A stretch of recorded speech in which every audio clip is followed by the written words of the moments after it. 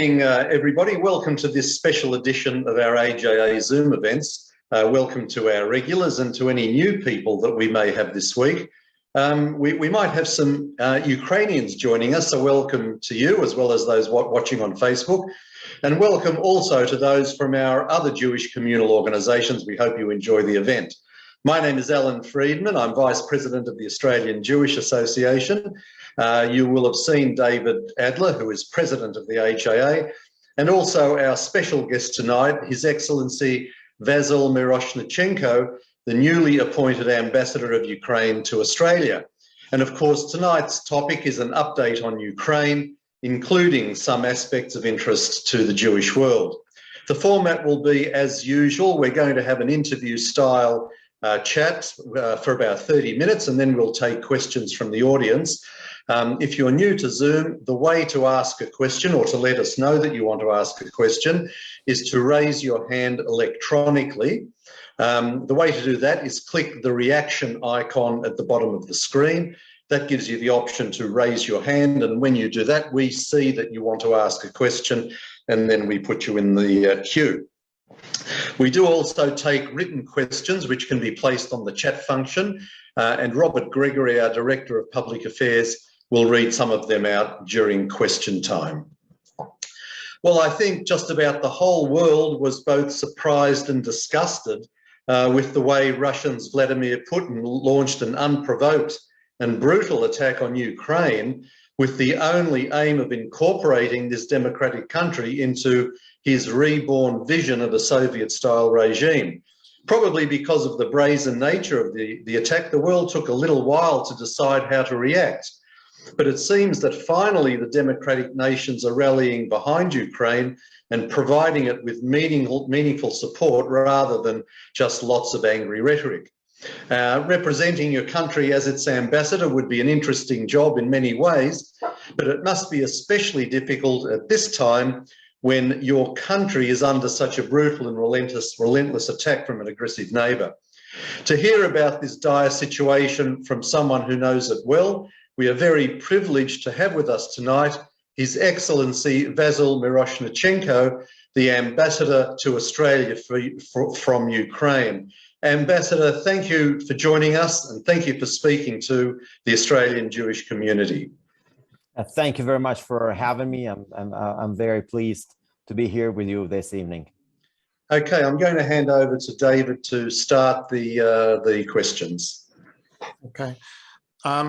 Firstly, I want to say that I've had the privilege of meeting the ambassador and speaking to him a few times, and he's not a career diplomat. He's a very interesting person.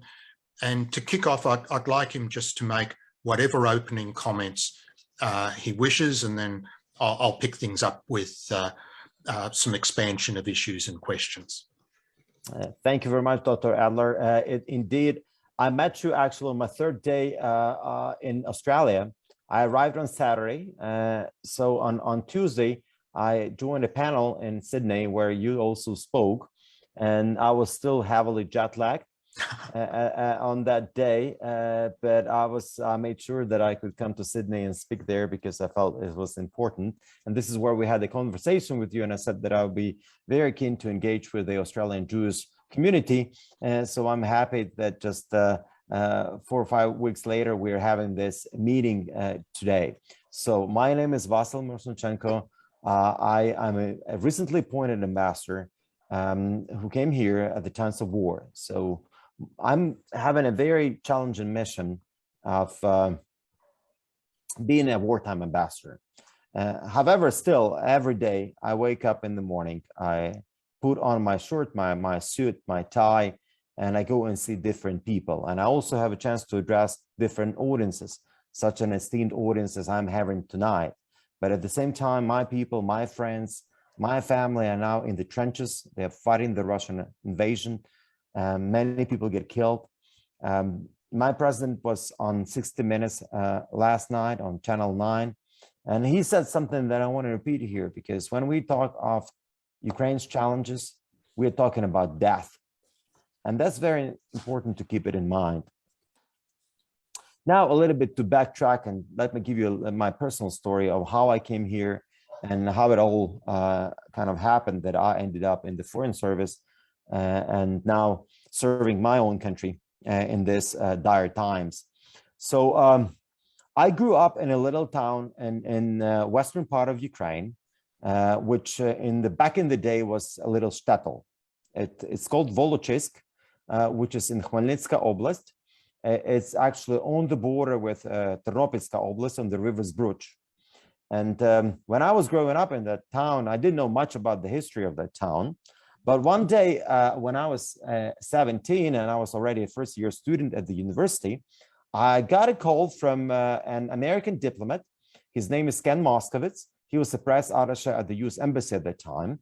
And he told me that, look, and he found my phone number through a database of alumni of the US government funded high school exchange programs, which I had an opportunity to do several years before that. And he told me, look, I found you through this database. There was no cell phones at the time. It was 1999. And I was during Easter visiting my parents. And he said, I want to come to your little town because my relatives used to live there 100 years ago. And I'm about to leave for the US. And I would like to come and visit that little town and explore it because I have this postcard from Volochisk, which with a stamp of it was dated 1914, and his great-grandparents used to live there. So this is how I discovered actually a Jewish history of my little town where I lived throughout all my life, but I had no clue about the past. So Ken Moskowitz came over to my town. He spent a long weekend there.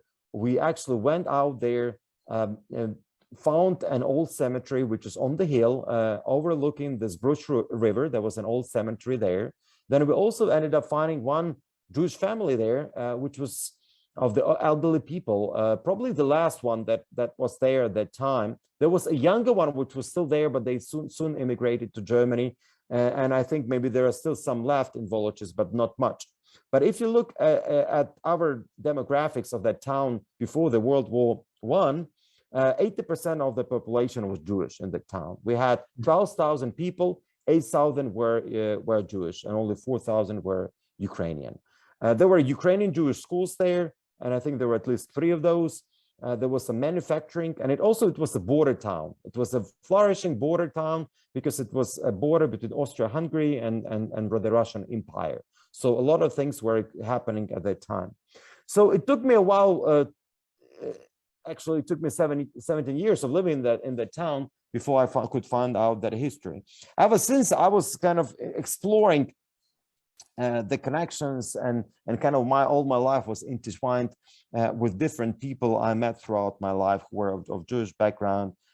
Many of them happened to be coming from Ukraine or from Belarus, but who I met in the US, in the UK, in Canada, and other places. So I could learn a lot. Now, it's enough about this, but I want to get back to the main topic of why we are all here. I'm sure I have a very informed audience in this Zoom call. You're all following the news, and you are well educated and you understand what's happening. But sort of to backtrack, I'll also tell you a personal story of how my assessment of the situation was developing.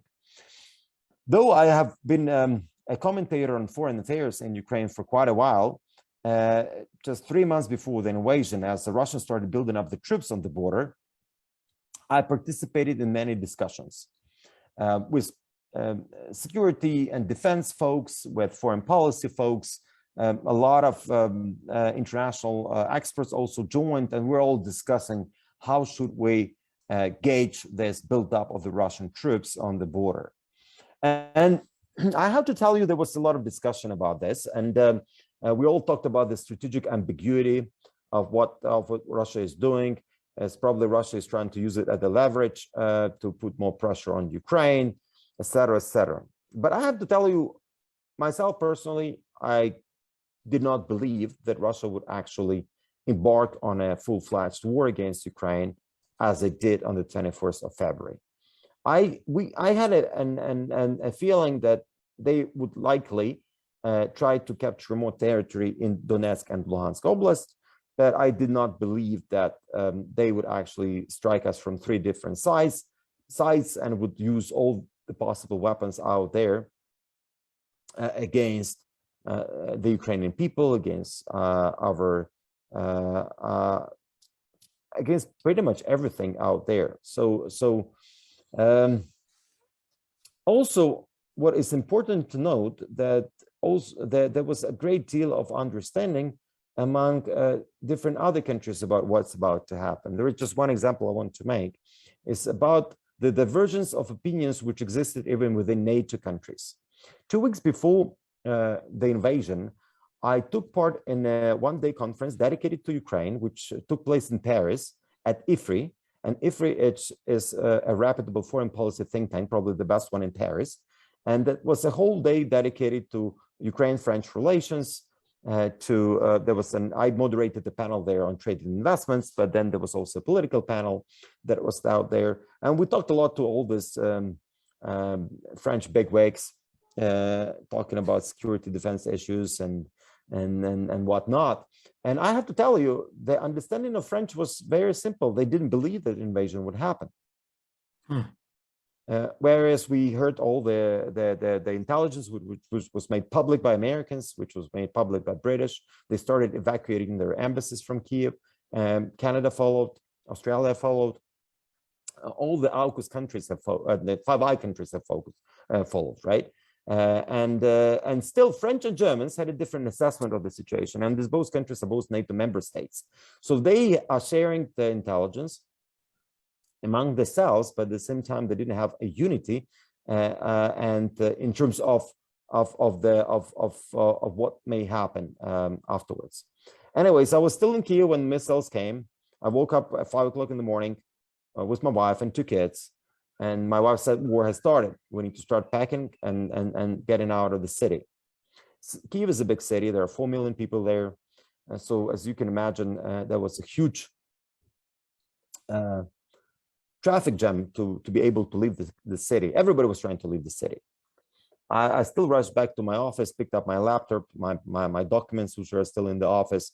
And then 2 hours later, myself, my 5-year-old son, my 18-year-old daughter, we jumped in the car and tried to leave the city. We didn't manage during the first night, during the first day.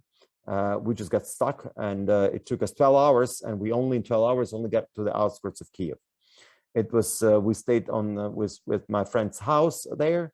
They happened to be outside of Kiev. They left 2 weeks before that. But they had a housekeeper in the house, and we stayed there and then spent most of the night in the basement because we heard loud explosions. Our air defense systems was working. At that time, I didn't know actually the sound of the air defense systems. By now, I actually can tell you where is the air defense system and where are the missiles flying and bombs shelling. It's a different sound. But at that time, I had no clue. So there was already a battlefield going on near military airport, Hostomel. I literally was about 15 kilometers out from that place. 2 days later, we managed to find fuel and actually came to this little town I mentioned at the beginning. This is where my parents live, and we stayed there for several days. My kids got traumatized. My wife couldn't really take it. It was too much stress, and they've asked me to take them out of the country. So we traveled. I picked Romania because Romania was the closest to my border. We came to Chernovitz, and from the Chernovitz, we crossed the border to Romania at Siret. So because of there was a huge exodus of people out of Ukraine. The lines at the border would last for 2 days at least. So the most viable option for the family was for them to leave and cross the border on foot. And this is what they did. I was lucky to have a friend from Moldova, whose father lives in Romania right now, just 2 hours from that checkpoint. And I had arranged for him to meet my wife and my 2 kids on the other side of the border. So they just, as anybody else, it was 1st of March, still snowing, really cold in the middle of nowhere, just basically a field, and this huge line of 5 kilometers of cars waiting to cross the border. So my family crossed on foot. It was quick, at least. They did it in 1 hour, and they stayed in Romania for 3 weeks. Firstly in the Carpathian Mountains there, and then later I found a flat for them in Bucharest.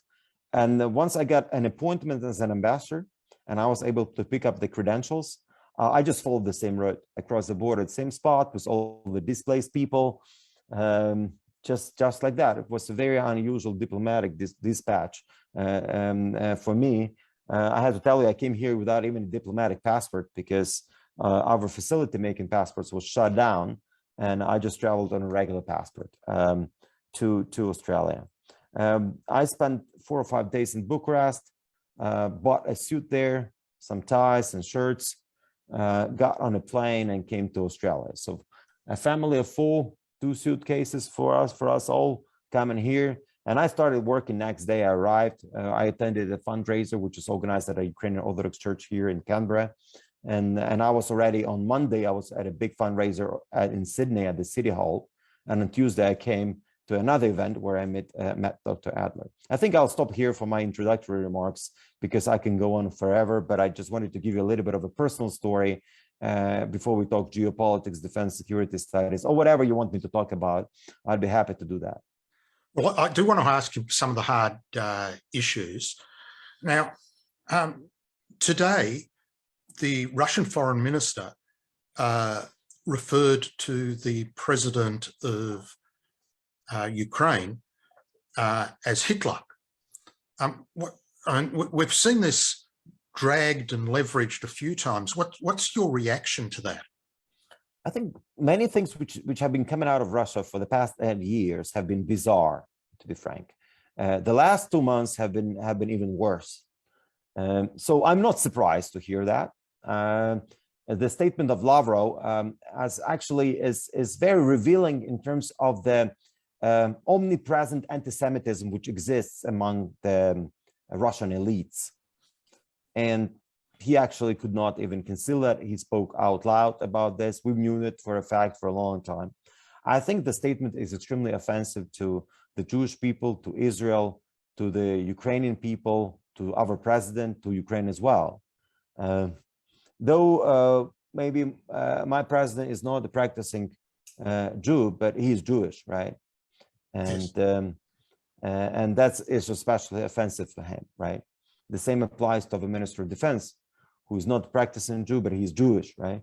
So in a way, this whole Russian narrative of which they kind of take from the World War II has been weaponized by Russia for the past 12 years, maybe 15 years, for their domestic propaganda. Well, what do you think is? I struggle to understand the fundamental reason of why Russia is doing this. I mean, they say they want to denazify Ukraine, which is also a pretty bizarre thing. We've spoken to rabbis in the Ukraine, and we all know that Ukraine has a bit of a mixed history. And there were times when Jews were treated very badly, but they tell me that it has significantly changed and that it's not the same place it was. So that there doesn't seem to be any rationale. What's your understanding of why is Russia doing this? Well, Russia is only doing it for their internal purposes, for their domestic purposes, because the myth of the Second World War is probably the most powerful myth in the former Soviet Union. In the Soviet Union in those days, it was taken to sort of the glorifying level, and the amount of information and kind of on the state level, which was promoted about the Second World War, has been huge, right? So the whole generations have grown up hearing that, but Putin has taken it to a new level, actually, for different purposes.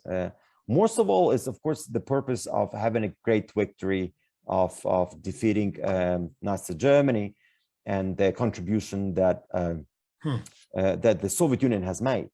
However, for some reason, a great deal of the Russian disinformation and propaganda is built on using history and as a way to manipulate history.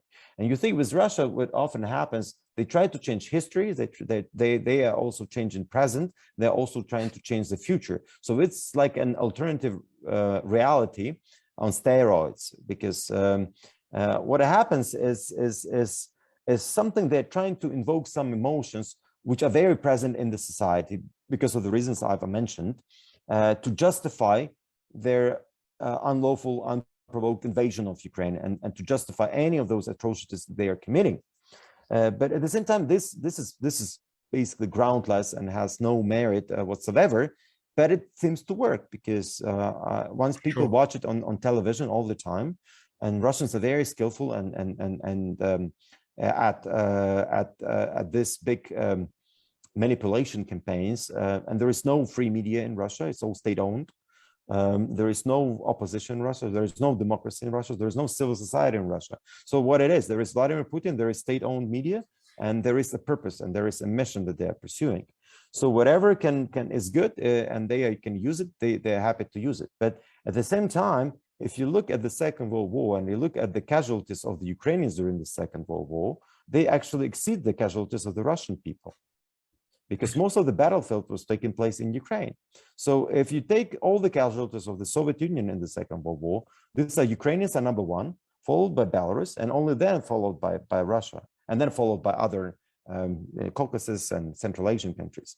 Just because of the fact that the war took place in Ukraine, most of that and all the bloodiest battles were there.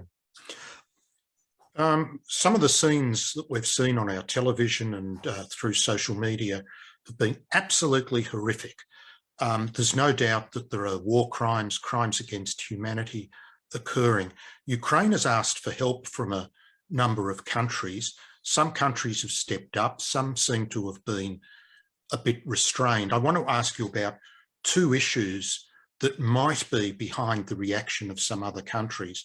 One is there are some European countries that are reliant on Russian gas for energy. And we had discussion some weeks ago that Ukraine was asking about a no-fly zone that should be enforced and that there were aircraft in Poland. So can you comment on those two things? How significant is the Russian gas? And what can you say about the issue of the no-fly zone proposal? All right. So apparently, well, gas and also other issues related to other countries, which I'll also briefly mention because they're important for this discussion that we're having. Apparently, the dependence of Germany, of Austria, Hungary, Italy, and some other European countries on the Russian gas makes it difficult for these countries to ban the import of these products because their whole economy is dependent on it. And in order to be able to phase out Russian gas, they really need to change the infrastructure, change their industry, because a lot of the industry, for instance, in Germany, has been programmed to be using the chemical composition of the Siberian gas. And even if they get LNG from Qatar, they still need time and money to adjust to be able to use that LNG, right? But also a great deal of what's going on in Ukraine and kind of on this Russia-German relations is very complicated one. And I have to go back, apart from buying the products from Russia and depending on them, on Russia a great deal. A lot of that comes from this Ostpolitik, which was launched in the late 70s. And there was this feeling the feeling of guilt of Germany before the Russians. Nevertheless, for some reason, that was the guilt that was supposed to be for all the Soviets, but for the Germans, for some reason, Soviets are Russians. And again, the fact that I mentioned to you, very few German people on a general scale understand that there should be the same kind of guilt felt towards Ukrainians as much as towards the Russians for their atrocities they committed there. But a great deal of this Ostpolitik, which was launched by Willy Brandt and by the SPD party, has actually what we have seen through this past 50 years. Germans believe the Soviet Union collapsed only because Western Germany cooperated with the Soviet Union, and then it collapsed. And of course, Soviet Union allowed the reunification of Germany, and there was this feeling of being grateful for that they could reunite as one nation in Europe. But at the same time, Germany has been very blind to what was happening in Eastern Europe in this respect. Because if we look in the Russian invasion of Georgia in 2008, the sanctions which were imposed on Russia as a result of it were very, very mild. And it emboldened Putin, it empowered him. He felt like, oh, maybe the West is weak. Then we remember how America started their resetting policy, resetting Russia-US relations, which didn't work, right? It all failed. But Putin took it as a weakness of the West. Then Putin invaded Ukraine in 2014, grabbed Crimea, invaded eastern part of Ukraine, killed 14,000 people, and that war started. So we've had this war for the past 8 years. And there were some sanctions imposed, but they were not that heavy sanctions. So in a way, Putin said, well, we can live with this kind of sanctions. Probably nobody wants to impose any more severe sanctions. And then Putin sort of looked at the environment right now. He kind of looked at the withdrawal of the American troops from Afghanistan, how badly it went. Then he looked at the elections, upcoming elections in France, which have just taken place, the change of leadership in Germany, looked at the comedian running Ukraine, and just figured maybe there will be no other better time to invade than now. He also have been preparing for this. He kind of invested a great deal into the economy of Russia. They've had a huge reserves accumulated. They have cut down on their public debt. They have militarized themselves for the past 10 years, bought lots of new equipment, and they were preparing for that. And then he decided to invade. And, on the no-fly zone, look, I don't see no-fly zone as in any discussions anymore. That's right. I think we passed this stage. It was during the initial several weeks, which was heavily discussed and asked. What was important for Ukraine, and that was, I think, that was Butcher moment, as I call it, the Butcher Massacre, and this horrific war crimes, which became known to the whole world, they have actually changed the dynamics. They've changed the dynamics of supply of military assistance to Ukraine. Ukraine started getting some heavy weapons, some protected vehicles, some artillery items. Some countries sent even tanks, some air defense systems. So we have, as a result of these heinous crimes committed by the Russian troops against civilian population in Ukraine, we have been able to mobilize the support of the Western democracies to support us in these times. Good.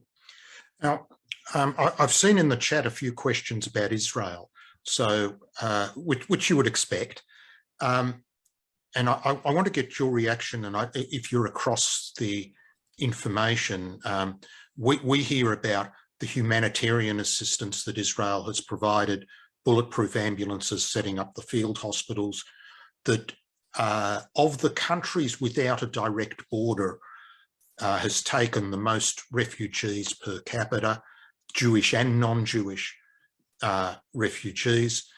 There has been some Israeli-made military equipment, anti-tank missiles that have got into Ukraine, not directly sold by Israel, but via a couple of European countries. And you can make your own judgment whether that was done with the nod of the Israel government or not.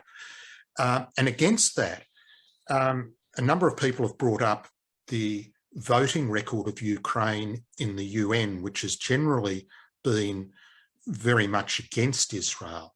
So there seems to be quite a mixed situation there, and would very much appreciate your perspective, Vasyl, on what role, at one stage Israel was trying to do shuttle diplomacy, what role Israel has played, how is it being perceived by the Ukraine, is it positive, might it change the voting record of Ukraine going forward?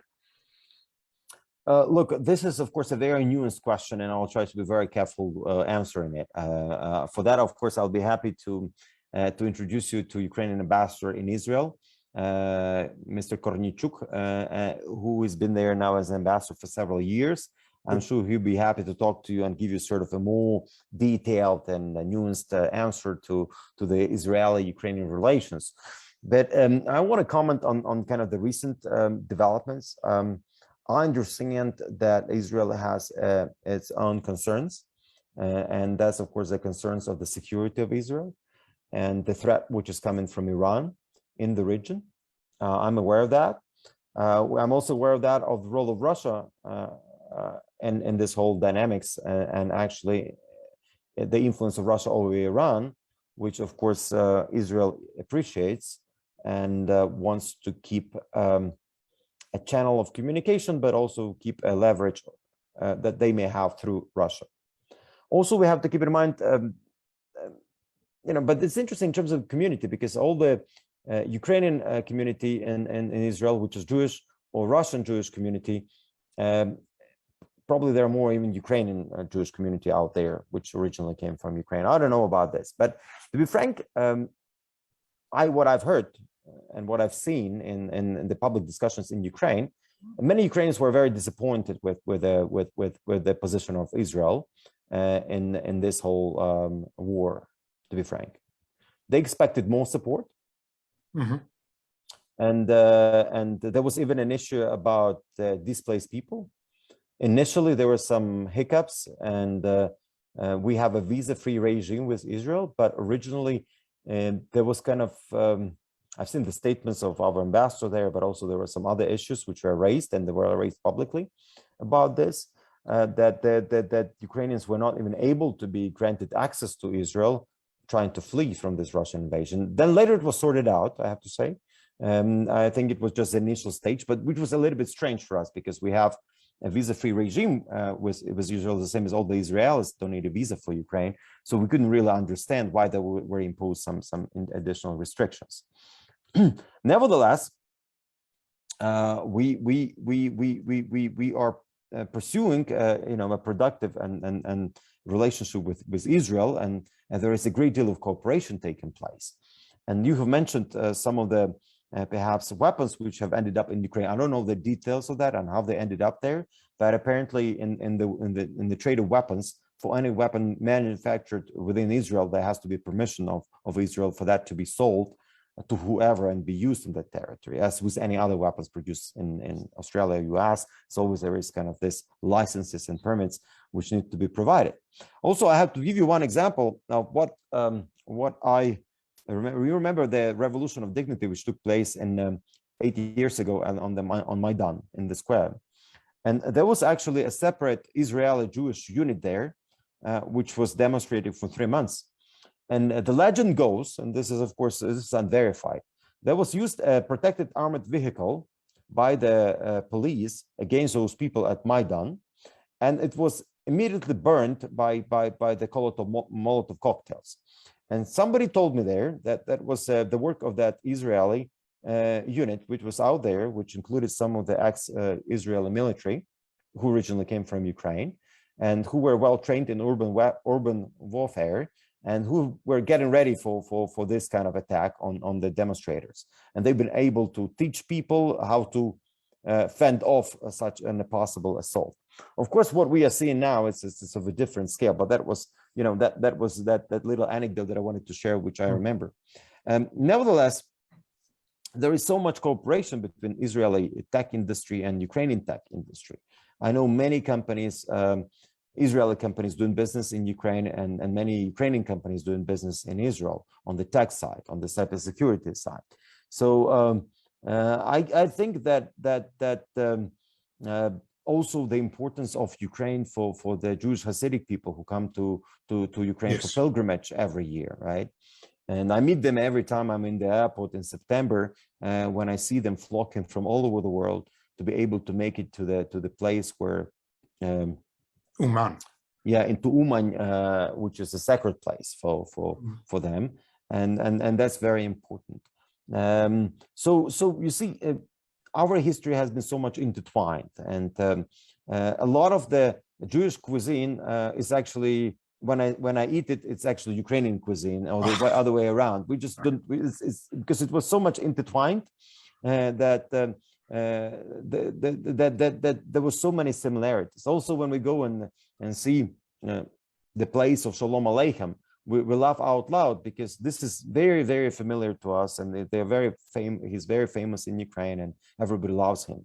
We all know about the famous writer Agnon, who received a Nobel literary prize, and he lived, I think, most of his life in Buchach in Ternopil Oblast, where he was writing, and then later on was recognized with a Nobel Literature Prize.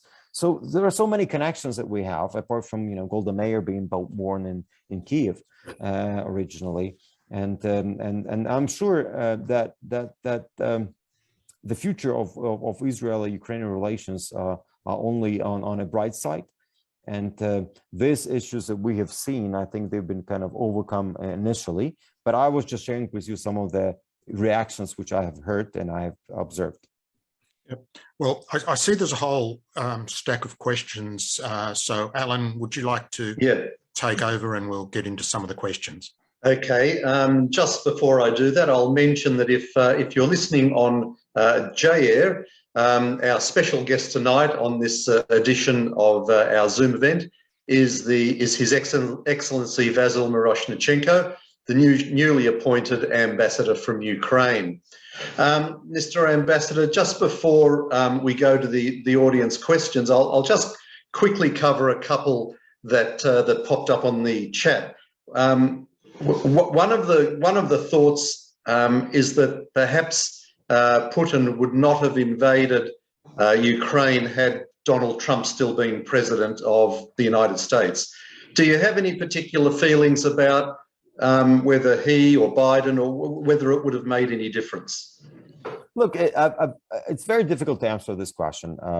What I can say, maybe what we can say about Trump, that often he was very irrational, and the decision making in his administration was sometimes hard to explain. But apparently he was a very emotional man, and we don't know how he would react to this kind of invasion of Ukraine.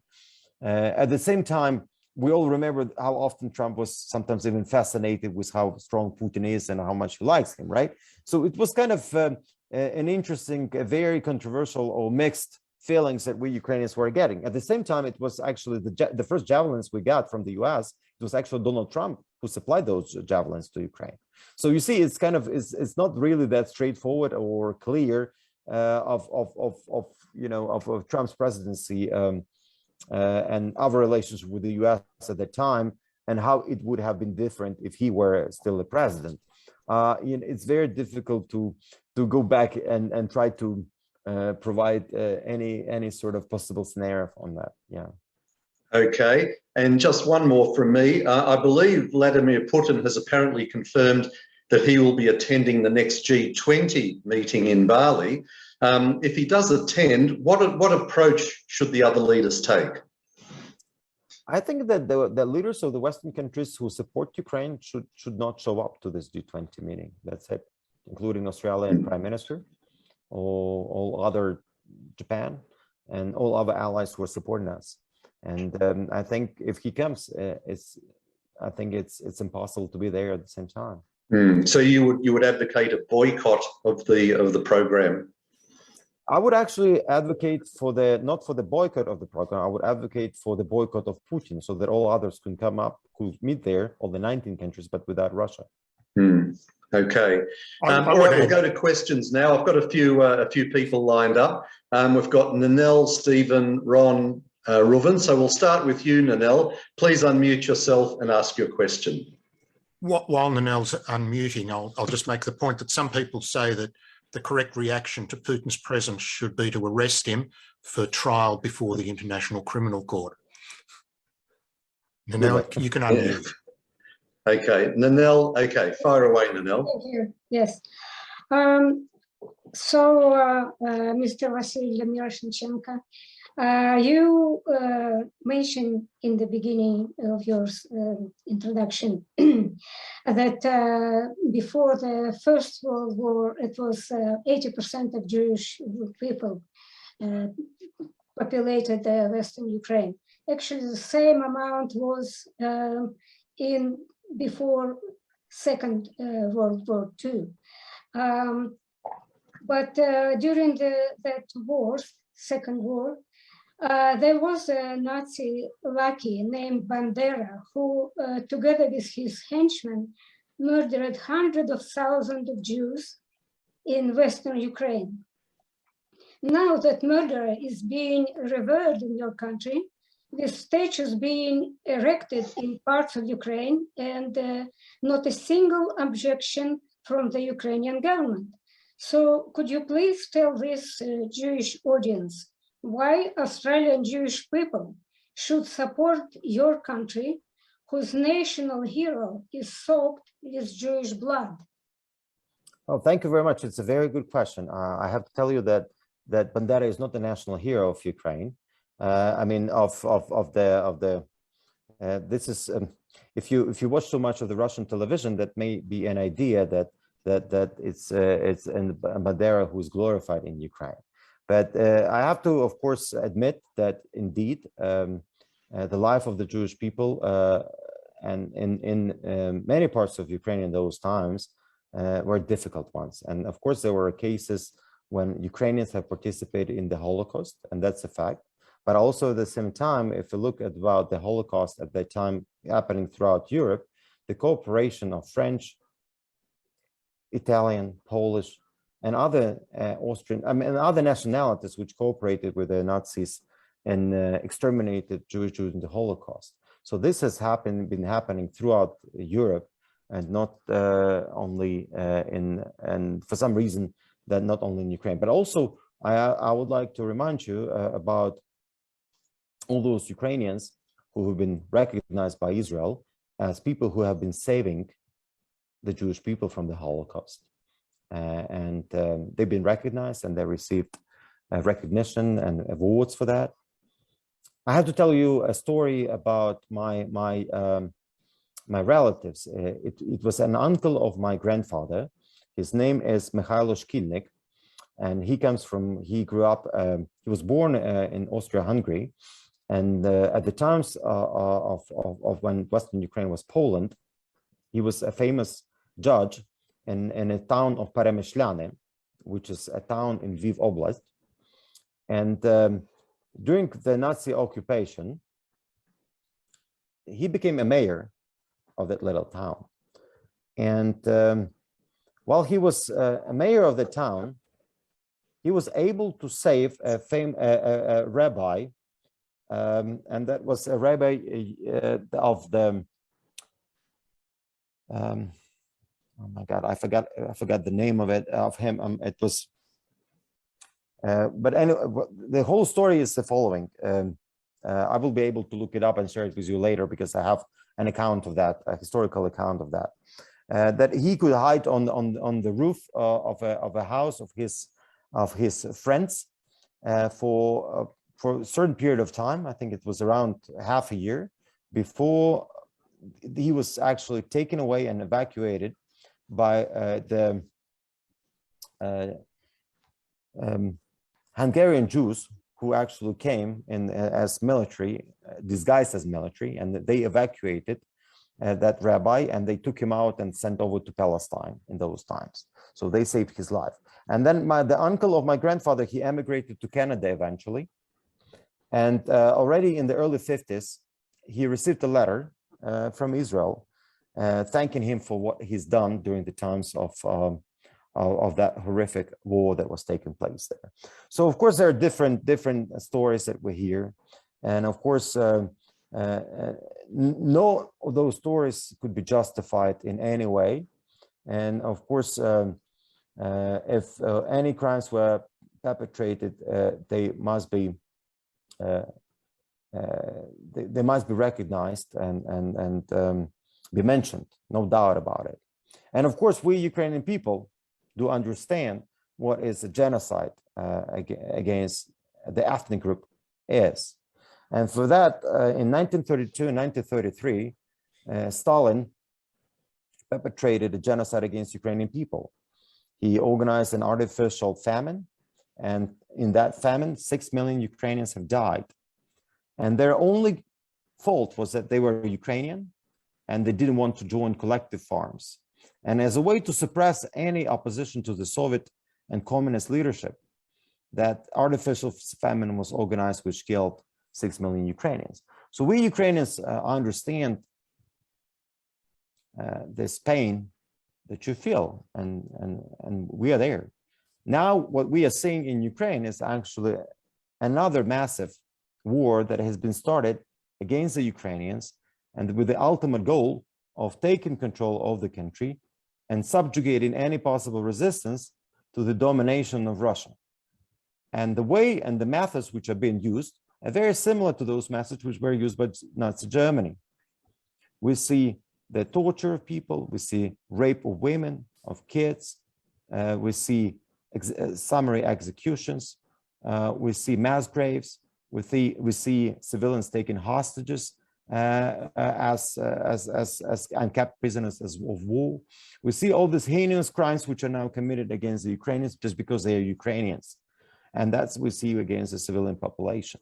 And therefore, I believe it's very important for the Jewish people throughout the world, including in Australia, to support Ukraine at this time. Okay, we'll go to Stephen now. I can see that there's quite a lot of emotion going on in the chat. So just a reminder to people that we do want to keep everything respectful. So Stephen, please unmute yourself and ask your question. I'd also like to add that we're focusing on current events rather than historical events. My question is like this. Could you explain, can you hear me? Yes. Yep. Could you explain why President Zelensky for so many weeks during the war pressured Israel openly support Ukraine during this conflict? Perfectly knowing as a Jewish person, the Jews were always used as a scapegoat. The moment they putting aside the Israel interest and cooperation with Russia in Syria and, like you mentioned, Iran, the moment Israel would openly start to support Ukraine, Jews in Russia would be subjected to discrimination, anti-Semitism, and attack. And God forbid, if Ukraine will lose this conflict on this war, I'm sure, according even to current anti-Semitic attack in Ukraine, there will be a big reprisal against Ukrainian Jews in Ukraine, and Jews will be blamed for losing this war to Russia. Yeah, can you please explain the question? Go back to the question at the beginning. So what's the question? Perhaps I'll summarize it for you, Stephen. I think Stephen's making the point that Israel needs to be mindful of not upsetting Russia for a number of reasons, one of which may be that if Israel does support Ukraine more directly, then Jews in Russia may become victimized more than they already are. Yeah, well, I understand it, and I think I already mentioned the security concerns, right, that are out there. So I'm not. I didn't blame Israel for not supporting Ukraine. I just shared with you the sentiment which existed in Ukraine, months ago, right? Yeah. Okay. I think we've covered that topic. Reuven, please unmute yourself and ask your question. Yeah, my question is that I heard during the interview Putin saying, justifying his attack on Ukraine, that he compared it to the Cuban Missile Crisis, that that wasn't so close to America and created such a crisis. And here, NATO are trying to push missile systems right on his border, and he can't have that. And my understanding is that Putin gave the option in the beginning, not for Ukraine not to join NATO, and on that basis that he wouldn't attack. Now, the response to that was that Ukraine started giving sniper rifles and everything, and then put Putin in a situation where he had no choice but to blow up buildings. You got snipers in it, after giving warning for people to evacuate. Right now, I believe that the whole thing could be stopped if Ukraine said, "Okay, we're not going to join NATO, and back off, leave us alone. And Okay, that's the question. That's the question, Ruben. Thank you. Why does it happen? Ruben, I think what we're really getting to is what's it going to take for this war to end? Yep, exactly. Mr. Ambassador? Yeah, well, speaking of NATO, NATO is not an issue because Russia attacked Ukraine in 2014 when we were a neutral country and we didn't plan to even join NATO. They grabbed Crimea and they invaded Ukraine. More so, this current invasion has nothing to do with NATO, to be frank. NATO is only in the Russian media, what they talk about. But at the end of the day, Ukraine had cooperation with NATO, but NATO did not recognize our aspiration to join NATO as a member, and that was never launched, right? And I think that NATO narrative is just a smokescreen. The idea of Russia was to invade Ukraine and take over Ukraine, because the concerns that were mentioned, they were not genuine. Because what we see now, whatever they wanted to achieve, they are achieving the opposite result. Having invaded Ukraine, now they have Finland and Sweden joining NATO, which is about to happen. Having actually invaded Ukraine, they have gotten the whole world, the whole free world and Western world united against Russia, imposing all the sanctions and all the damage which has been done to the Russian economy, to the Russian people, to the reputation of the country. Everything Russian is now toxic. And that's going to be for many generations to come. So whatever he had as a goal and whatever he claimed as a goal was based on a wrong assumption and was flawed from the very beginning. So that's what takes for the war to end. Russia must be defeated. Putin must be defeated. That's the whole point, and he only understands strengths. So that hence we need that must be more weapons sent to Ukraine, because at the end of the day, if Russia stops fighting, it will be the end of the war. If Ukraine stops fighting, it will be the end of Ukraine. So yes, we have no other option. It's an existential war for us. We are out there. We have to be there. We have to fight it, right? If we cannot get boots on the ground of our allies, at least we can get their weapons. At least we can get their air defense system, their missiles to be able to fight. Of course, they have dominance because of their military might they have. But we've been able to destroy that myth of the almighty Russian army. They haven't been able to take Kyiv in 2 days as they promised. It's 2 months later. And there was not much progress that Russians have made. Yes, they occupied some parts of Ukraine, but they only occupied one major city, Kherson, so far. Of course, we are talking here about the lives of the people which are being taken, but look, we have no other option, and that's hence we have to keep on fighting. Yeah, thank you, Ron. Please unmute yourself and ask your question. Hi, can you hear me? Yes. Thank you. Good evening, Mr. Ambassador. President Zelensky remarked that after the war, Ukraine won't be a Switzerland, but will be closer to what Israel is. What does that mean? And do you think this is a chance of changing Ukraine's voting pattern in the United Nations? Look, what it means is actually that we want to have strong military and want to have strong economy, because we cannot change the geography where we are. We'll always have Russia next door, and Russia is belligerent. Russia has been belligerent for the past 300 years. Russia has been destroying Ukraine for 300 years. They've been eradicating our language, our culture, our identity, our history. They've been killing and raising the Ukrainian elites with the only goal to subdue any resistance and to subdue our identity. And hence, they're doing it again. And hence, this is what they want to achieve. So for us to survive, we need to have strong military and we need to have strong economy. And we need to be part of the European Union. And that's the only way forward as we see it. Okay. Irene, I've got you next, and we'll try and get another one or two. So please unmute yourself and ask your question. Hi, can you hear me? Yes. Yes, we can. Thank you. Given the flip-flopping that Germany is doing, I've got like a two-part question, if that's okay. Just One do is it about quickly. Okay. What Germany is doing with their flip-flopping and now giving really old weapons. Can you trust Germany, and are you getting better at negotiating with them? Is one. And second, with Australia being basically on the other side of the world, Are you happy with how much Australia is giving, given that we are basically a very small country, even though we're huge in landmass? Are we contributing what we should be in Australia?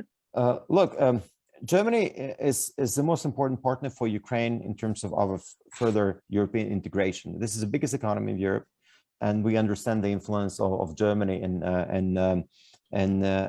the EU. And we see that Germany has recognized that their policy on Russia was wrong. And I've heard it privately from a German ambassador here. At the same time, also the German leadership has recognized that their Russia policy was wrong. And what is happening now is actually tectonic change of now Germany actually inclining towards imposing a full embargo on the Russian oil. They already said they want to phase out Russian gas by 2030. They may be able to do it even sooner. You see, this is something of a dramatic change that we are seeing in the German policy on Russia, because once they phase out of Russian gas in 4 or 5 years, there will be no way back. The only market for Russia will be then China, and this is what's going to happen. Am I happy with Australian support? Of course, I'm very pleased. I'm very thankful to Australian government, to Australian people for the support we are getting. $225 million in military assistance, $65 million in humanitarian assistance, the donation of coal to Ukraine, the sanctions imposed on the Putin cronies, on Russian economy. That's all good, because that's what is out there. You see, if Ukraine falls, the precedent which is going to create is going to be a precedent of one country actually exerting power and taking over another country by force. And that's the precedent which must be prevented. It should never happen, because it's going to cause a major domino effect in the region, especially in the Indo-Pacific region. And this is when the security, why it matters so much for the security of Australia and for the whole Indo-Pacific region.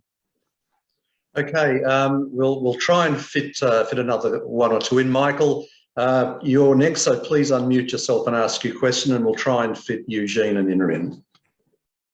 Your Excellency, I'd like to ask about the treaty that Ukraine made, or the arrangement with the US and UK, I think in 1994. My history of this is not clear, about giving up the nuclear weapons.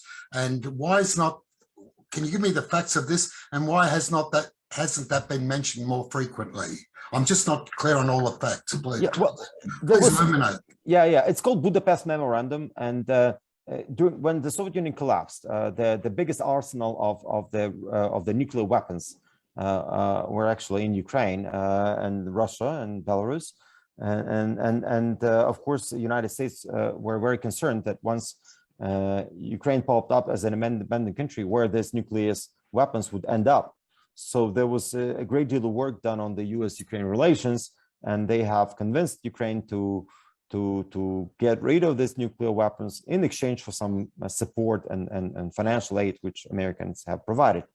In exchange for the giving up the nukes, Ukraine signed a Budapest Memorandum, which provided assurances for Ukraine's integrity, territorial integrity. And that was signed by Russia, UK, US, I think France has also joined, and there were also some other signatories who joined. And that should have been kind of a safeguard from any future possible change of border, right? It was supposed to serve as a protection, but it turned out, and we talked a lot about that in 2014 when Russia invaded us, and during the first Russia-Ukraine war. But at the same time, from all the international law is still. I mean, of course, if we have any lawyers here, we can talk and debate about it quite a bit. You see, with the problem with international law, there is not really a system of how to enforce this law. So as with any other treaty which is out there, there's always, if you violate the treaty, what sanctions are imposed. And in this particular case, with the Budapest Memorandum, as many lawyers explained, there were no guarantees for Ukraine. Those were assurances. And from a legal point of view, assurances are not guarantees, right? But also, even if it takes some international conventions which Russia is part of, including all the founding documents of the United Nations, they have violated all of them. But what can be done? or UN is not a viable organization to deal with that, having Russia as the full permanent member of the UN Security Council, which can block any kind of decision, right? So that's for sure, you know. So it doesn't work. Apart from violating on other international conventions, which Russia was part of and which it signed. So even now, as we move forward, we understand every war should end with a treaty. But what kind of treaty is that we're going to sign with Russia that we can trust Russia for the future? Okay. Very quickly, Eugene, please unmute yourself and ask your question. Mr. Ambassador, thank you for taking my call and joining this community on the call. My parents, my ancestors are from Ukraine, so this war is very close to my heart. I hope it ends very soon and peace comes to Ukraine. The question I have for you, and within community especially, this will be important. Let's hope the war ends in Ukrainian victory. Will Azov Brigade be disassembled at the end of the war? Because we all know what Azov Brigade represents, and it's pretty, as Jews, it's pretty important to us. We all watch the news and we read Israeli newspapers, and there is a lot of information on that. So not really that's political question. Yeah, let's talk about Azov. Look, that's you see, Azov operated as an independent kind of militia group in the early days of 2014. It was actually integrated into the National Guard, starting from the end of 2014 or early 2015. I don't remember the exact dates. So it's part of the National Guard, which is reporting to the Ministry of Internal Affairs. The size of Azov battalion is tiny. We are talking about at that before this invasion, about less than 1,000 people. In today's what we see, there may be 500 of them left. Most of them are now at a steel mill in Mariupol, which is under siege. So you see, the level of attention toward Azov is artificially amplified by the Kremlin for obvious reasons, right? So I wouldn't like to dwell too much on Azov because it's really, I mean, at this point of time, when we see 150,000 Russian troops in Ukraine, and also another of Ukrainian 50,000 Ukrainians who've been mobilized, or maybe more. I don't remember the exact statistics. The Azov contingent is really negligent in this whole thing. Also, there was an earlier question about far-right movements, and this is something I want to sort of specifically talk about because it's very important. Ukraine does not have a single far-right party in the parliament. During the last parliamentary elections, the far-right parties got less than 1% of vote in Ukraine. Less than 1% of public vote. Not a single one is represented in the parliament. If you look in the Western Europe, the number of far-right parties represented in the national parliaments is huge. Look at Germany, look at the Netherlands, look at France. This is staggering of what's going on in Western Europe in terms of the far-right parties represented in their parliaments. We don't have a single one in the Ukrainian parliament. So I think a lot of this is actually being too much exaggerated in terms of all of this. At the end of the day, Zelensky was elected as the president. Let's face it, guys. Look, do you have any other country where you have a Jewish president as a president? Jewish person as a president? Even you can say that he is not admitting his Jewishness, but everybody knew he was Jewish, and they still voted for him. When he became a president, we had a prime minister, Vladimir, who was the prime minister. He's also Jewish. So Ukraine has built a political nation. We have embraced the identities and ethnicity of different people. We have already joined EU. We are there because we have embraced all the democratic values of inclusivity, of building a political nation, which we don't care about either Jewish, Muslim, Ukrainian speaking, Russian speaking. And actually Putin has helped us a lot, to be frank. It was started all in 2014, and that was kind of the first wave of Ukraine's rebirth as a nation. This time it's at a different scale.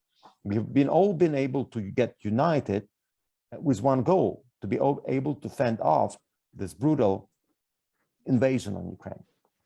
Yeah. Okay, look, we've got Ina's been waiting a while. Ina, have you got a question that only requires a 1-minute answer? If so, please unmute yourself. Yes, доброго вечора, шановний посол. Good evening, Mr. Ambassador. Thank you for your wonderful presentation. I admire your command of English. A quick Needless question, to say, your please. world affairs. My question is related to Eugene's question. Could you please explain why all the media outlets, Ukrainian outlets, are starting or finishing their discussions with the phrase "glory to Ukraine" and "glory to heroes"? As far as I know, this greeting belongs to the Ukrainian organization of nationalists, Ukrainian nationalist organization, which they used during World War II when they collaborated with Nazis. But on the other hand, I feel sorry what goes on in Ukraine. I support people of Ukraine, and I feel sorry for people's losses. Thank you. I will give you a very quick answer. Nobody can justify cooperation with Nazi Germany. I think it was a bad decision which was made by the organization of the Ukrainian nationalists. However, I want to tell you one thing. That organization had one idea and one goal: to have an independent Ukraine. They have made a mistake, but we were not the only ones, right? There are many other countries globally who made the same mistake and collaborated with Nazi Germany, including the Soviet Union, actually, from 1939 to 1941, right? The only good thing about that organization was that it wanted and aspired to have an independent country, and that was their idea. They were fighting the Soviets. They also fought the Germans and the Nazi Germany as well. Many of them were actually kept in the German captivity for a long time. But yes, there were some bad choices made. But at the end of the day, look, we're not the only one. So for us, it's not about the collaboration with Nazi Germany. It's all about our identity, our patriotism, our aspiration to have an independent country. Just like for you, Jewish people who always wanted to have Israel as a separate state. So that's our aspiration to have to be patriots of the country, to be speaking Ukrainian, to have our own identity, to have our own symbols. This is what we've been striving for. And this is what, for instance, Vladimir Putin doesn't like. He cannot admit and he cannot recognize that we are a sovereign nation. We are distinct from Russians. We want to be away from them. We want to be part of the European family. And this is something which he cannot put up with. He wants to destroy. Okay, on that note, we have gone a little bit over, so I want to thank the ambassador for staying a few extra minutes. David, I'll just hand back to you to tell everybody what's happening coming up, and then we'll say goodnight.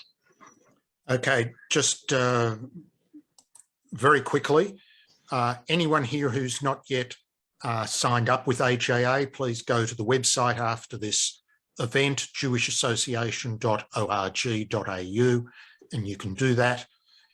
Next week, we have the legendary, this Wednesday, we have the legendary Mordechai Kadar talking about some of the internal and external threats to Israel, and he's going to touch on some of the Islamic motivated threats. And for those of you in Melbourne, the ambassador will be at Caulfield Shul this Shabbat after the service from 11:30 a.m. Okay, thank you. So, Mr. Ambassador, I want to thank you so much for joining us.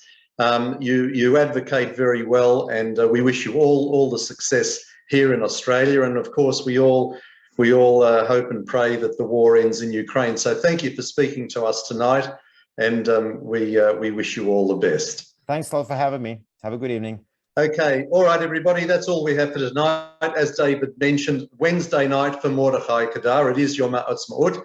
Don't forget to keep up to date with what the AJA is talking about on our Facebook page, so you can like it and share it widely. But for now, we wish you all a very good evening and look forward to seeing you on Wednesday as usual. Bye for now.